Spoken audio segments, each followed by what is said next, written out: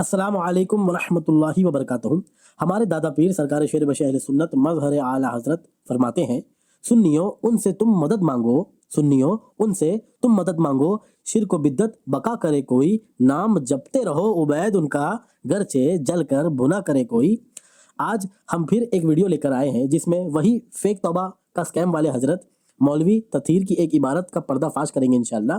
آئیے شروع کرتے ہیں۔ الصلاۃ والسلام علیک یا رسول اللہ وعلی آلک واصحابک یا شفیعنا یوم الجزا۔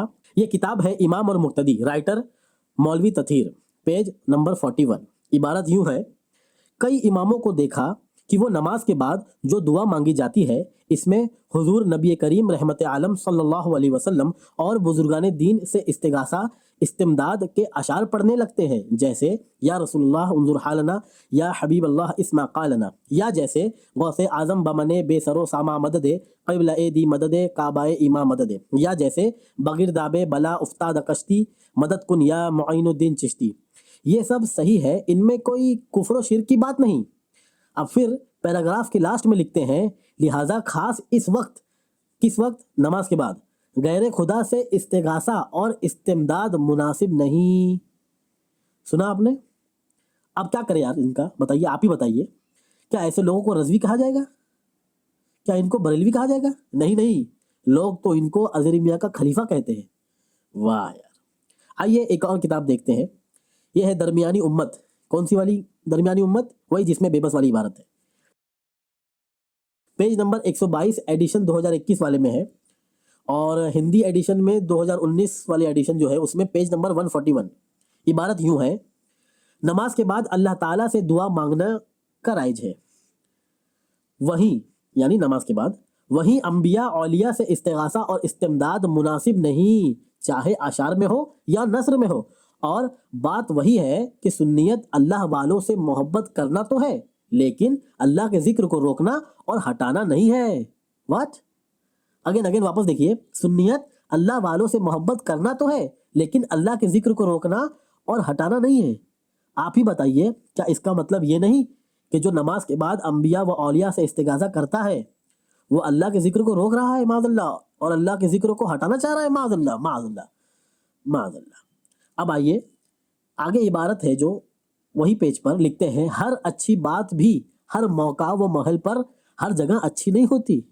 ارے کہاں کی بات کیا کر رہے ہو معاذ اللہ، سمجھ میں نہیں آ رہا۔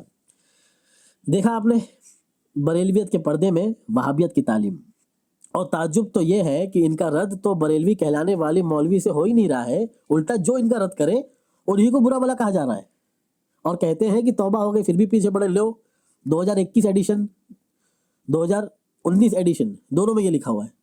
اب آپ بتائیے کدھر توبہ ہوئی اور کس بات کی توبہ تھی، یہ تو بتائیے۔ صلح کلی نبی کا نہیں سنیو، سنی مسلم ہے سچا نبی کے لیے۔ امام اہل سنت کی وہ بات یاد کریے، سرکار اعلی حضرت نے فرمایا کہ میرا دین و مذہب میری کتب سے ظاہر ہے، اس پر مضبوطی سے، پھر سنیے، اس پر مضبوطی سے قائم رہنا ہر فرض سے اہم فرض ہے۔ آئیے کتب اعلی حضرت دیکھیں، یہ ہے فتاوی رضویہ شریف جلد نمبر 21 پیج نمبر 321۔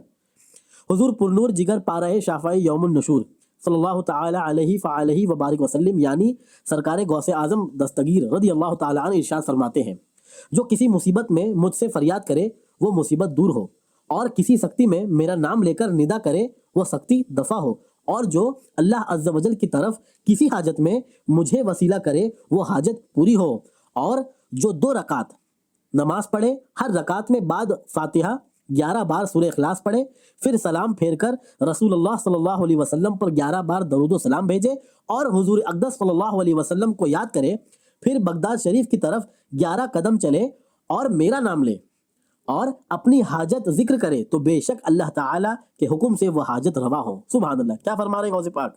پھر بغداد شریف کی طرف 11 قدم چلے اور میرا نام لے۔